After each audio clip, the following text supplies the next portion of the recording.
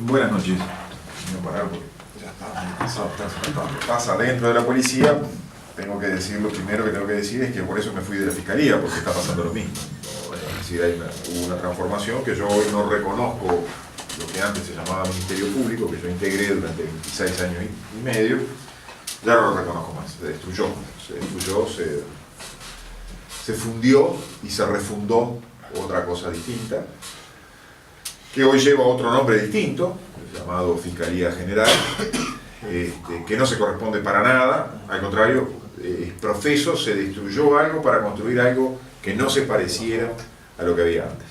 Y cuando lo escucho a Robert hablar, la primera vez, de lo que ha sucedido en la policía, de, por ejemplo, cómo parte de esa destrucción consistió en eliminar la experiencia de aquellos que tenían al menos más tiempo en la función. Bueno, lo mismo ha ocurrido en la Fiscalía. Ha habido una sustitución de personas, por las buenas o por las malas.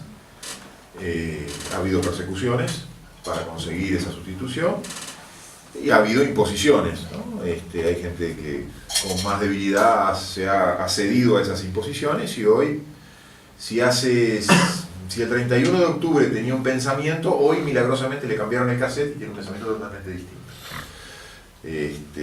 Sin entrar a calificar si lo que pensaba antes estaba bien o mal, pero hoy cambió radicalmente lo que pensaba antes por una cosa nueva que le impusieron. Eso en el caso de algunos más veteranos, pero después ha ingresado gente nueva, que quizás es a mí la que me da un poco más de pena, porque me imagino que cuando ingresa personal nuevo, ingresa personal con capacidad, con inteligencia, con ganas de trabajar. Pero cuando le colocan un cassette equivocado, eso se transforma en algo muy peligroso, ¿no? Porque sumado a la inexperiencia, es una bomba de tiempo permanente. Acá lo que está en juego es la libertad de las personas. Y yo, para mostrar o de querer demostrar que hay poco nuevo debajo del sol, traje un librito que se llama El espíritu de las leyes, que fue escrito ya en 1763 por un francés con mucho miedo, un francés que tenía mucho miedo cuando escribió este libro. Tenía algún mecenas que lo protegía, pero lo escribió con miedo porque las cosas que decía podían molestar a algún príncipe y eso podría ocasionarle una persecución y hasta la muerte, ¿no? Y él escribía algo así: la libertad política de un ciudadano es la tranquilidad de espíritu que proviene de la confianza que tiene cada uno en su seguridad. Para que esta libertad exista es necesario un gobierno tal que ningún ciudadano pueda temer a otro. Cuando el poder legislativo y el poder ejecutivo se reúnen en la misma persona o en el mismo cuerpo, no hay libertad. Falta la confianza, porque puede temerse que el monarca o el senado hagan leyes tiránicas y las ejecuten ellos mismos tiránicamente. No hay libertad si el poder de juzgar no está bien deslindado del poder legislativo y del poder ejecutivo. Si no está separado del poder legislativo, se podría disponer arbitrariamente de la libertad y la vida de los ciudadanos, como que el juez sería legislador. Si no está separado del poder ejecutivo, el juez podría tener la fuerza de un opresor. Un lenguaje muy llano, muy sencillo, que nos revela que en realidad vivimos hoy los mismos problemas que en aquella época. Quizás con menos o más violencia, no lo sé. Pero lo cierto es que cuando hablamos de seguridad y cuando hablamos de libertad estamos hablando de las mismas cosas. Y esencialmente estamos hablando de los ejercicios de poder y cómo se desarrollan esos poderes. Estamos hablando de si queremos que el poder, como decía el propio Montesquieu, esté separado y el poder esté en la mayor número de manos posibles para que no haya alguien que concentre ese poder y abuse del mismo por consecuencia. O si por el contrario todos los mecanismos, todas estas cosas, todas estas transformaciones que estamos viendo, que es un poco la conclusión a la que yo llego, están hechas para regresar al poder absoluto. Curiosamente, tenemos una constitución que establece, entre otras cosas, la separación de poderes, que establece define lo que es la libertad, define lo que es la seguridad. Pero hoy, como dice un constitucionalista amigo, el doctor Eduardo Luz, constitucionalista de grado 4, creo, de la Universidad de la República, él dice, ya no va a haber más reformas constitucionales. Olvídense los uruguayos de que va a haber reformas constitucionales, más allá de los intentos por no a la bancarización y otras como el tema de la ley de riego. Olvídense de las reformas constitucionales. Tuvimos la reforma del agua y sabemos perfectamente que al día siguiente que salió la reforma del agua se empezó a incumplir, y hasta el día de hoy se sigue incumpliendo la famosa reforma del agua, que fue la más importante de las últimas, allá en el año 2004.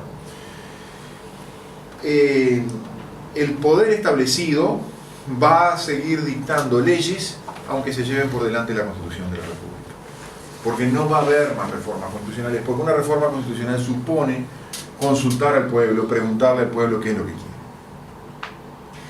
Con esto del nuevo código ha pasado esto.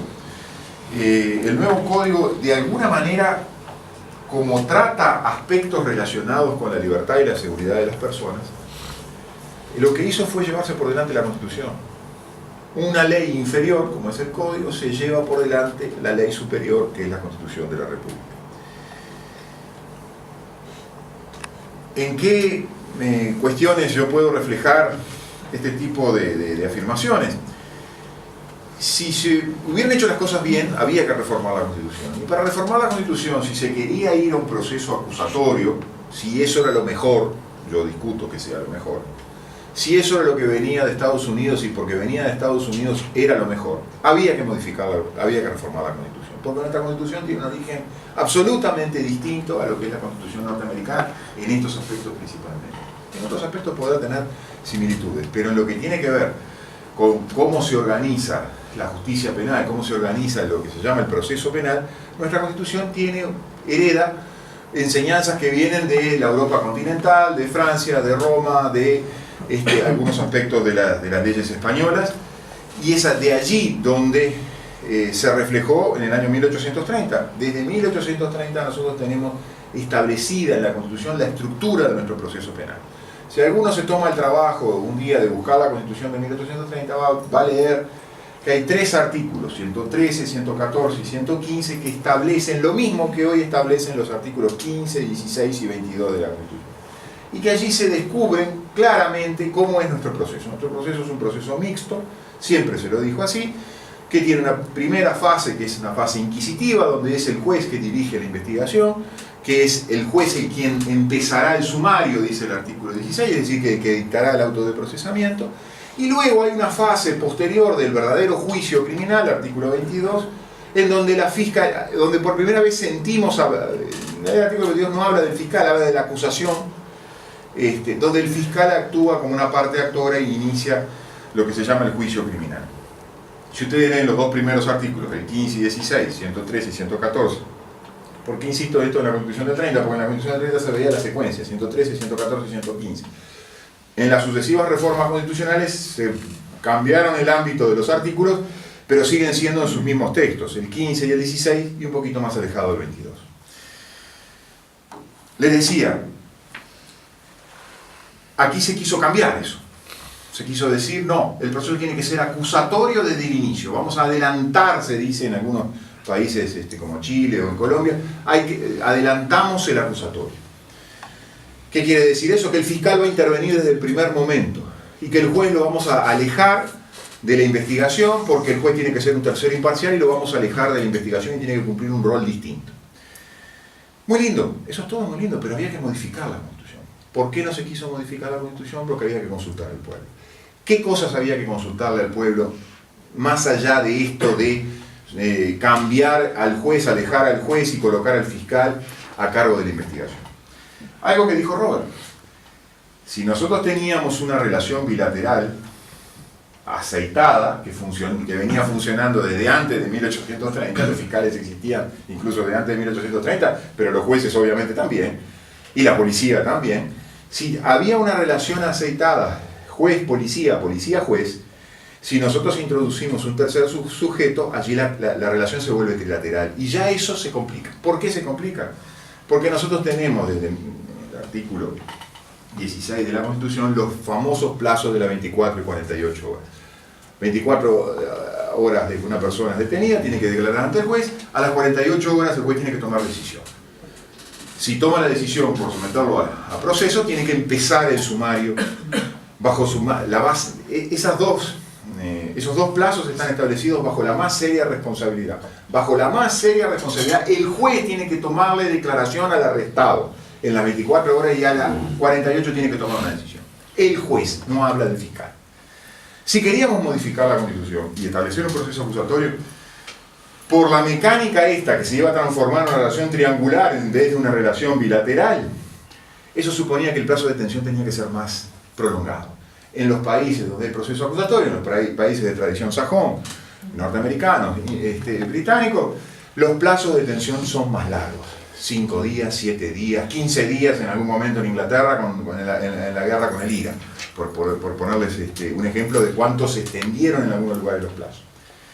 Entonces yo me pregunto, si íbamos a consultar a la población, a todos nosotros no se nos iba a consultar, y se nos iba a decir, mire, vamos a abandonar las 24 y 48 horas, la super garantía de las 24 y 48 horas, y vamos a pasar un plazo de 5, 6, 7 días de detención en la comisaría con abogado, ¿eh? Ah, sí, el abogado lo va a visitar cada tanto. ¿Qué hubiera votado la población? No, déjame quieto. Déjame con las 24 y las 48 horas. ¿Por qué 5 días, 6 días en la comisaría? Entonces, como se sabía eso, que ese iba a ser el obstáculo, ¿qué se hizo? Sin modificar la Constitución, sin modificar esos plazos constitucionales, porque eso sí no lo podían obviar, se trajo el modelo acusatorio, se provocó esa relación triangular dentro de las 24 y 48 horas que son propias del proceso inquisitivo, relación bilateral. Y es por eso que no funciona. ¿Qué quiero decir con esto? Entre otras tantas cosas, es por eso que no funciona.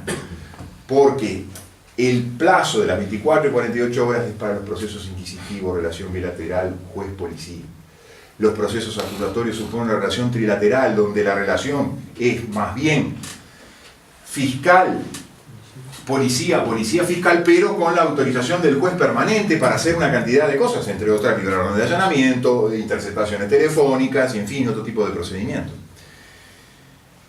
Quisimos, para los que alguna vez, yo ya creo que ni yo, en mi niñez, aquellos famosos juegos de encastrar, quisimos poner una figura que no entra en otra figura.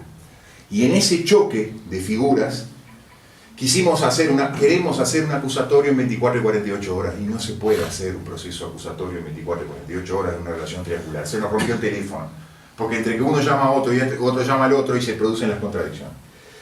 Para que eso funcionara igual, le pasamos por arriba las garantías de la Constitución.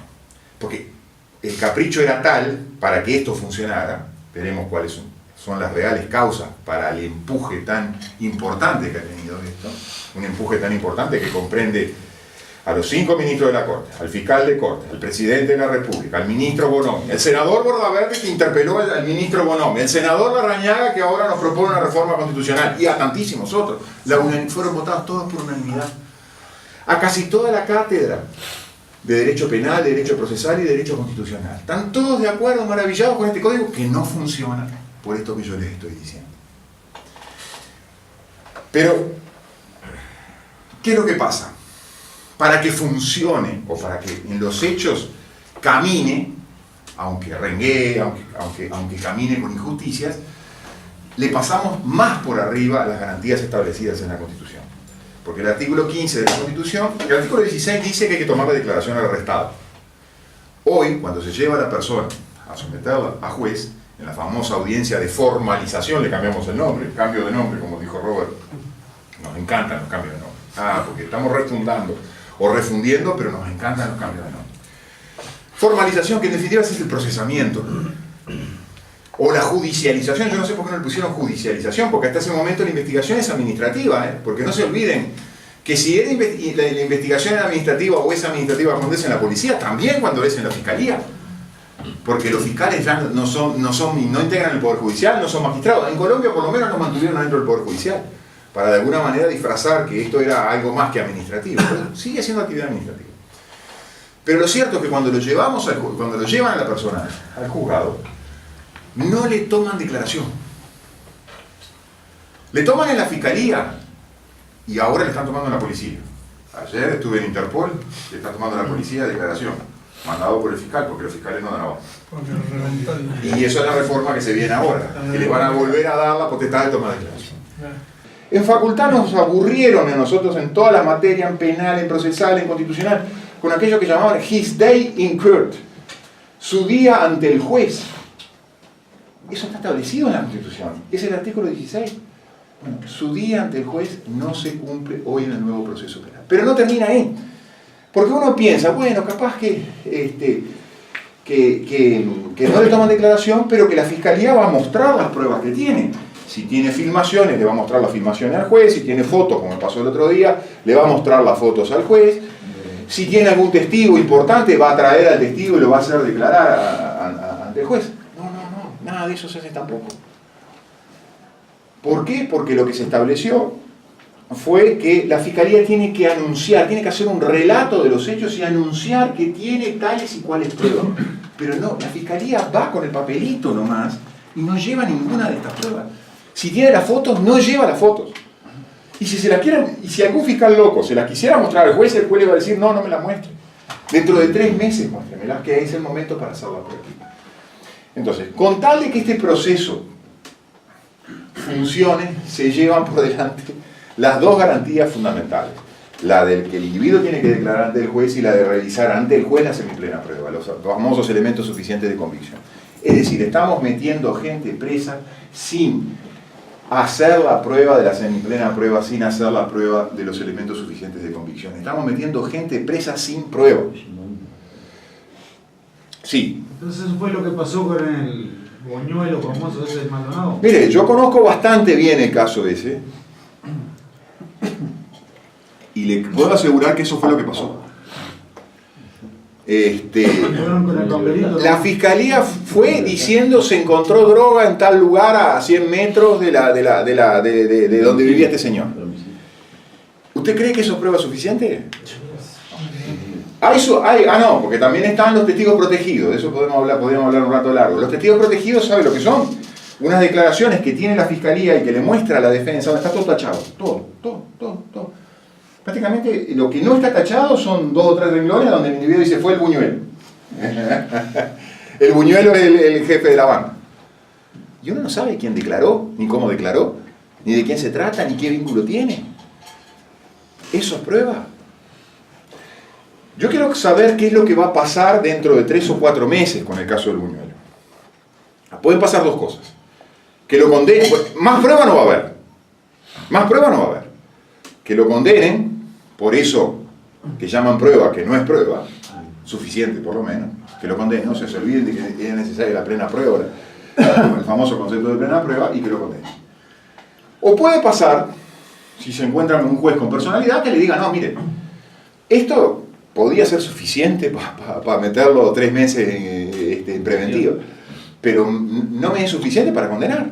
Que eso fue lo que pasó con el tema del homicidio de San Luis.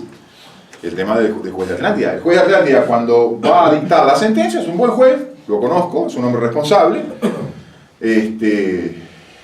Cuando ve, dice, no, la prueba esta que ustedes me traen es insuficiente, yo no puedo condenar a una persona porque no tengo plena prueba. Lo enterraron y no le sacaron la bala.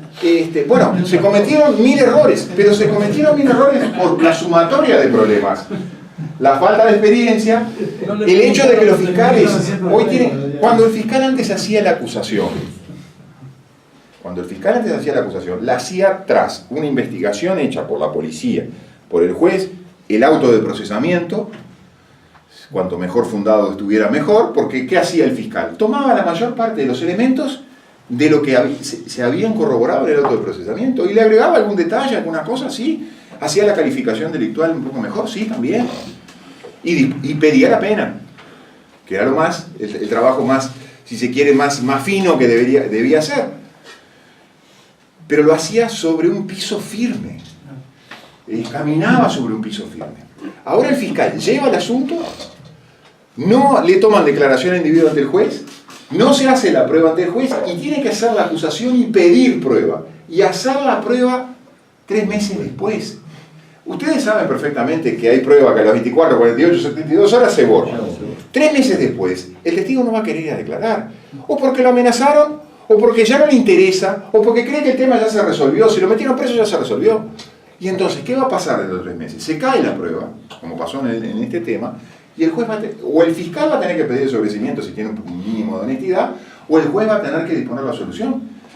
¿Y eso qué va a significar? Una prisión indebida, ya le doy, una prisión indebida, el individuo va a tener derecho a reclamar, y como ya dijo el fiscal general en su momento, la fiscalía luego le va a ir a reclamar el bolsillo del fiscal. Le va a repetir al fiscal. Le va a repetir al fiscal.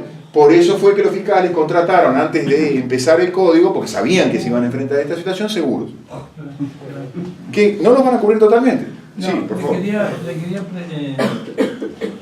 comentar un caso puntual, del que habrá 100.000, pero yo le voy a mostrar uno solo. Sí, dígame. En una seccional de Maldonado, una persona denuncia un hurto y localizan al autor y obtienen el producto del hurto. Ahí está.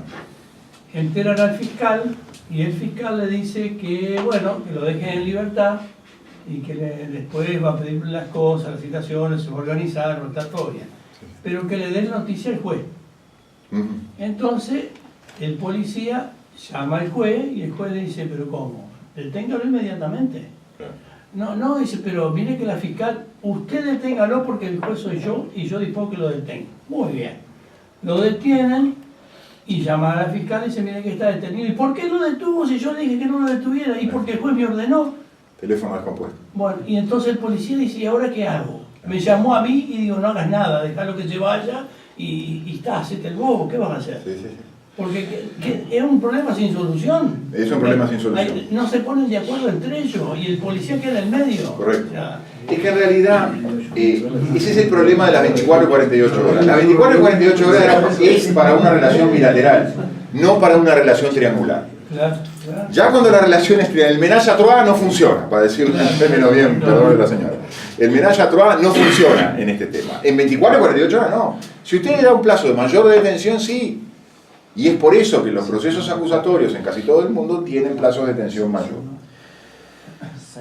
Pero para esto se dieron varios pasos. Para llegar a esto se dieron varios pasos que están un poco vinculados al tema de la libertad, de la seguridad y del poder y del abuso del poder.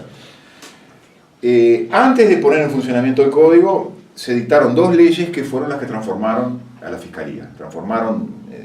Cambiaron totalmente lo que son el funcionamiento de la Fiscalía. Las Fiscalías, desde el punto de vista constitucional, están reconocidas en un artículo desde 1934, fueron incorporadas, que es que habla cómo se designan a los fiscales. Pero la forma como se designan a los fiscales nos dice mucho. En aquel momento se discutía si los fiscales existían ya desde 1828, de antes de 1830, de mucho antes ya existían 3 fiscales que estaban obviamente en Montevideo, un fiscal de Hacienda, un fiscal civil y un fiscal en lo criminal. Pero allá por 1907 se crea la Suprema Corte de Justicia, se crea la Fiscalía de Corte, que es la fiscalía que actúa ante la Suprema Corte de Justicia, y en 1934 había que definir si los fiscales iban a estar dentro del Poder Judicial o adentro del Poder Ejecutivo. Después de una discusión bastante seria, hubo una fórmula política transaccional que supuso que los fiscales tenían que ser designados. Se les puso el nombre de fiscales letrados de la República para insistir que no eran fiscales de gobierno, no eran los fiscales del gobierno, y tenían que ser designados por el Poder Ejecutivo con una venia de 3/5 de los integrantes del Senado. Una fórmula para conseguir que los fiscales no fueran del partido de gobierno, en definitiva, que hubiera que existir un acuerdo para designar a los fiscales, y esa fórmula sigue existiendo hasta el día de hoy.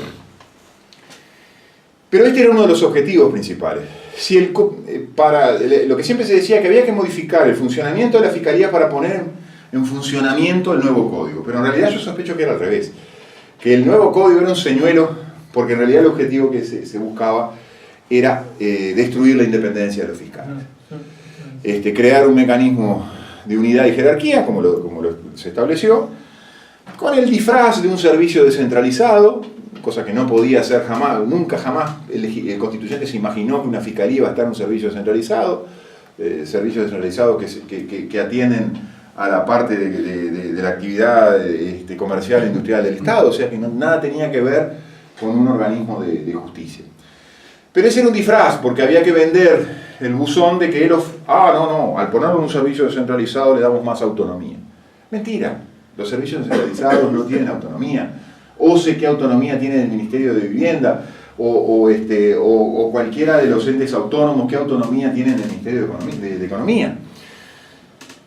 Pero la trampa venía en lo siguiente, en esa falsa autonomía estructural, igual siempre dependiendo del Poder Ejecutivo, con potestades del Poder Ejecutivo de establecer observaciones, dentro de ese envase nuevo llamado Servicio Descentralizado, Fiscalía General, se estableció un sistema de instrucciones. Los fiscales están sometidos a instrucciones, fiscales sometidos a instrucciones no son fiscales independientes, están sometidos a directivas. Se destruye el concepto de fiscales letrados de la República y pasa a establecerse un concepto que no está en la Constitución de la República, que es Fiscalía General. Fiscalía General, que es fiscal único. Hay un gran mandamás, un gran general.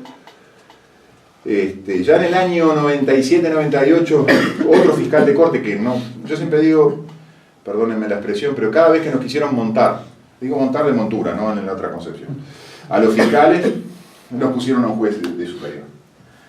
Peri Valdés en su momento también les hacía llamar fiscal general, no casualmente, no es casualidad. Este buen señor consiguió que le modificaran la ley y ese fiscal general. Fiscal único, magistrado único, eso que repudia Montesquieu cuando dice de que son propios de la tiranía, que el poder tiene que estar repartido en la mayor cantidad de manos, que tiene que haber multiplicidad de jueces, pluralidad de jueces, y como tiene que haber pluralidad de jueces, tiene que haber pluralidad de fiscales. Bueno, no, acá tenemos una fiscalía única. ¿Qué consigue luego con el nuevo código? El monopolio. La investigación criminal, el qué se investiga y qué no se investiga, qué se lleva al juez, qué no se lleva al juez, a quién se mete preso y a quién no se mete preso, ya no está en manos del juez. Al juez le quitamos el poder inquisitivo, al que hacíamos referencia, y se lo dimos. Ese mismo poder inquisitivo se lo dimos al fiscal.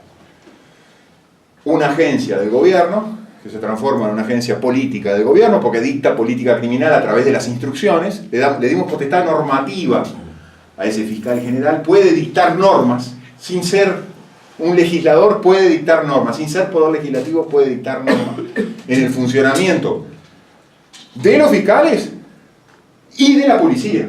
Por eso tú decías de que era uno de los tres, yo decía que eran dos, pero tú agregaste un tercero. Es un ministro del Interior. Le da órdenes, ya no solo a los fiscales, sino que a través de los fiscales le puede dar orden a la policía. ¿En función de qué? Y en función de que, bueno, estamos en un proceso acusatorio. Ahora ustedes son auxiliares, los policías son auxiliares del fiscal general, ya no son auxiliares de los jueces, son auxiliares del único fiscal general, a través de toda esta estructura.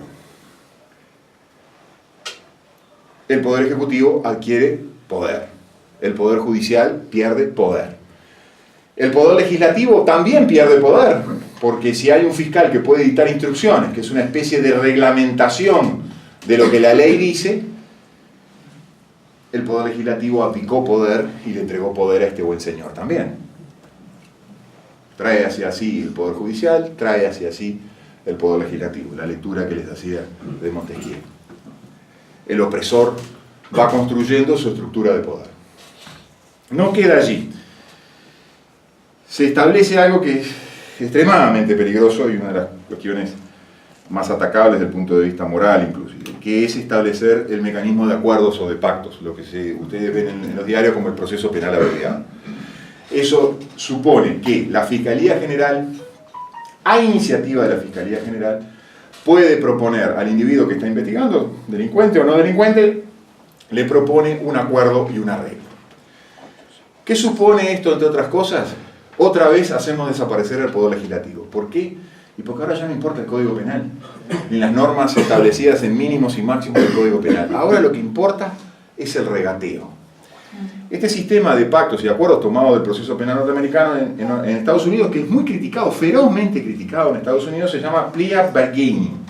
¿Qué quiere decir? Plea es declaración, bargaining es regateo, regateo de bazar. Bar es el mostrador, ¿no? El bar. Este plea bargaining es el mecanismo de resolución de conflictos penales en Estados Unidos que resuelve el 95% de las causas penales. Solo el 5% va a los famosos juicios por jurado. El resto, el 95%, lo resuelve este mecanismo. ¿Cuál es la crítica que tiene en Estados Unidos? Bueno, tiene una crítica de los dos lados. Los liberal, la izquierda norteamericana, dice es un proceso clasista porque los únicos que van presos son los afrodescendientes y los latinos. Las cárceles están llenas de afrodescendientes y de latinos, no de delitos de cuello blanco. Uno de los propósitos, ¿no? de este sistema. Es un proceso clasista, es un proceso selectivo, es un proceso extorsivo, porque al individuo lo aprietan para que confiese y a cambio de eso le dan menos pena. Hay un sinnúmero de trabajos, si ustedes buscan en las páginas por internet, referidos a una investigación que hizo un determinado medio de prensa, que se titulaba de esta manera: ¿por qué los inocentes se confiesan culpables en el sistema judicial norteamericano?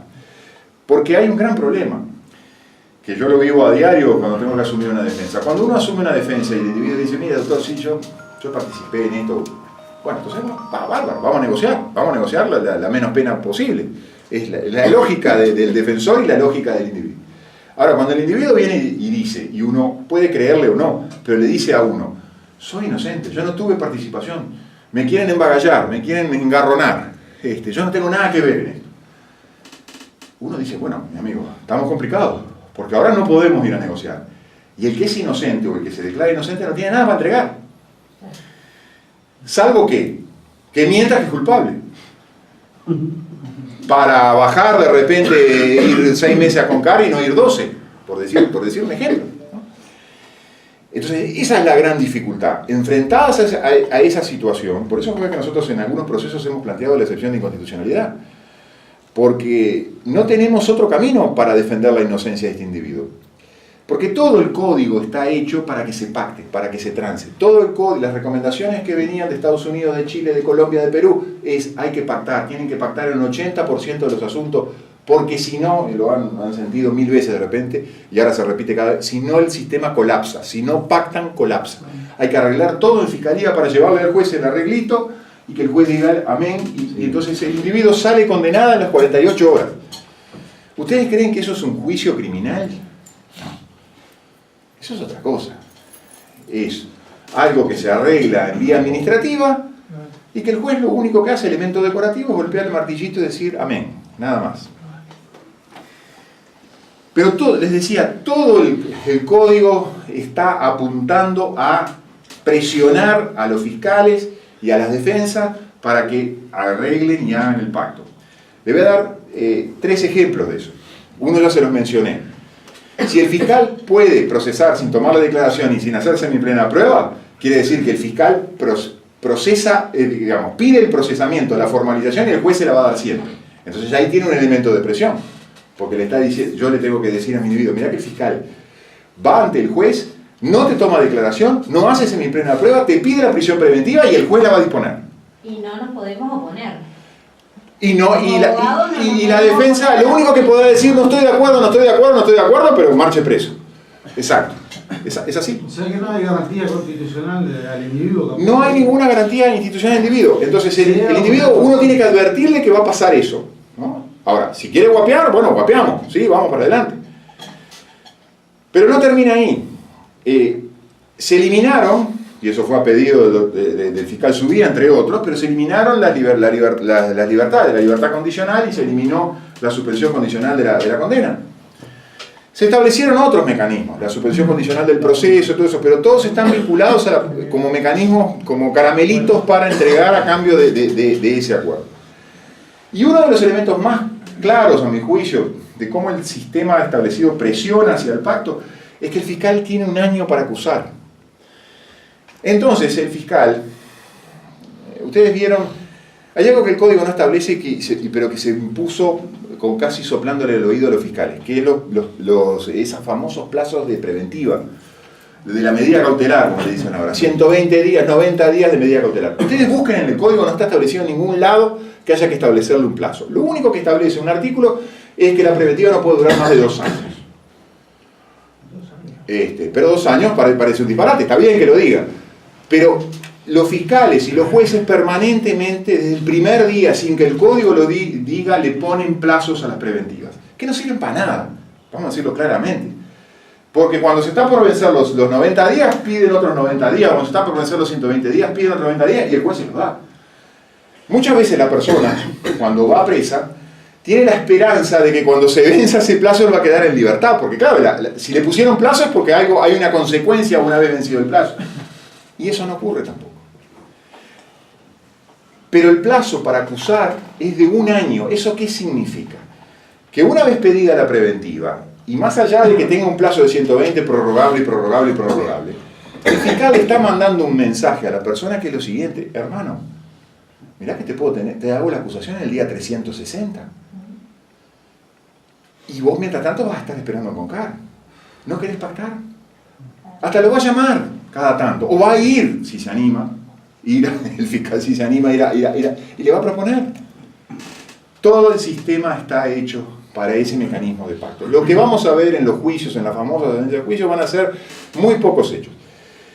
Hay un plazo mínimo de 6 años, que ahora se está discutiendo, pero hay un plazo mínimo de 6 años que significa que homicidio muy especialmente agravado, muy especialmente agravado, secuestro, copamiento y un delito contra la patria son las únicas hipótesis que no se puede pactar. En todas las demás sí. Y aún así, el sistema está por colapsar, porque los fiscales tienen 500, 600, 800 asuntos sin ver permanentemente que se van retroalimentando en forma permanente. Para terminar, las causas de todo esto, ¿cuáles son? Yo identifico 2. Esto es una imposición que viene de afuera, viene principalmente palanqueada del Departamento de Estado de Estados Unidos. Las embajadoras, las últimas 2 embajadoras de Estados Unidos, Yulisa Reynoso y Kederling, Lady Kederling, creo que es el apellido de la última, convocaban cada tanto a los fiscales a reuniones, a agasajos, para preguntarles de cómo iba la marcha en ocasión de que todavía eran los proyectos que se iban modificando unos a otros y el código no entraba en vigencia. La única embajadora que estuvo el día que se inauguraron las fiscalías penales, están las fotos, fue la embajadora de Estados Unidos. Estados Unidos tiene un interés que los procesos se parezcan en todas partes del mundo, y sí, por una cuestión casi no entiendo los procesos donde el juez es el instructor, no los entiende, ellos no lo entienden, tienen otra tradición que tiene 1500 años, nosotros tenemos una que de repente tiene también 1900 o 1000 años para atrás. La razón de quiero que los procesos se parezcan, no iguales, porque las copias que se hicieron fueron muy malas, pero que en algo se parezcan que yo los pueda entender. Y la otra causa es una causa más nativa, si ustedes quieren, ¿no? Es una causa más endógena, que es que este mecanismo permite lo siguiente: nadie se investiga a sí mismo. Si yo consigo establecer un sistema de fiscalía general, un sistema por el cual el gobierno decide qué se investiga, qué no se investiga, qué se lleva al juzgado y qué no se lleva al juzgado, y a quién se mete preso y a quién se mete preso, el gobierno no se va a hacer el harakiri y no se va a investigar a sí mismo. No va a llevar al juzgado ningún asunto que lo pueda perjudicar, y mucho menos meter preso a uno de sus integrantes. Con lo cual, véanlo ya como piezas de museo, como malas piezas de museo, le diría, un proceso como el proceso de ANCAP, ¿no? Donde algo se llevó al juzgado, donde todo lo que se llevó, el vagón que se llevó al juzgado, en definitiva procesamos por la lamparita del foco de la derecha del ómnibus, ¿no? O del vagón. Olvídense, eso no va a ocurrir. Porque uno podría tener la esperanza de que cuando cayera algún cabezudo, como me gusta decirle a mí, alguno de los grandes, alguno de los poderosos, cayera en este mecanismo y él dijera soy inocente, no quiero pactar, no, pero si no pacta igual va a tener que esperar. No va a pasar eso, porque eso se va a cortar mucho antes, y para eso se inventó toda esta fase administrativa que se realiza en la Fiscalía. Ya antes de la vigencia del Código, han habido pactos de indemnidad. Y le voy a hablar con nombre y apellido. En vigencia de la ley de anticorrupción, se estableció la posibilidad de hacer acuerdos como una excepción. Quizás el caso más famoso en ese tema sea el caso FIFA, ¿no? Que nosotros lo conocemos, el caso Figueredo. Cuando Figueredo estaba en Suiza y ya se estaban negociando las extradiciones, porque todo eso se negoció, que no fuera a Estados Unidos, porque él le dio datos suficientes a Estados Unidos para hacer otro tipo de investigaciones, y a partir de eso se consiguió que en lugar de ser llevado a Estados Unidos, primero viniera al Uruguay, donde se le aseguraban algunas, ya de algunas preventas. Al poco tiempo salió a pasear el perrito con una pulsera, pero salió a pasear el perrito por la Rambla. Bueno, en ese momento, cuando él estaba en Suiza, en determinado momento, dos empresarios que habían trabajado con él, el estudio de Damiani por un lado, y por otro lado el arquitecto Weiss, el estudio del arquitecto Weiss, que habían contribuido a construir ese lindo hotel que está ahí, el Hyatt, ahí frente a Quibón, se presentaron ante la Fiscalía con sus respectivos abogados, los doctores Gonzalo Fernández y Jorge Barrera, y entregaron información. Se firmó un acuerdo, que según lo que me han dicho está, no sé si hasta el día estará en la caja fuerte del juzgado, se firmó un pacto. A partir de eso, en determinado momento, tiempo después, cuando ya Figueredo estaba acá, después se le dio la libertad, todo eso, el expediente se separaron los expedientes. En la acusación respecto de Figueredo se dijo que no había una organización, y en el otro expediente, donde estaban Weiss y Damiani, se archivó. Respuesta, consecuencia de un pacto, un acuerdo realizado. Eso lo sabemos porque lo sabemos. Pero lo que quiero decirles es que es la punta del iceberg. Hoy están funcionando todo ese tipo de pactos y de acuerdos. Prendámosle fuego al Código Penal, no existe. Y a la Constitución, ni que hablar. Muchas gracias.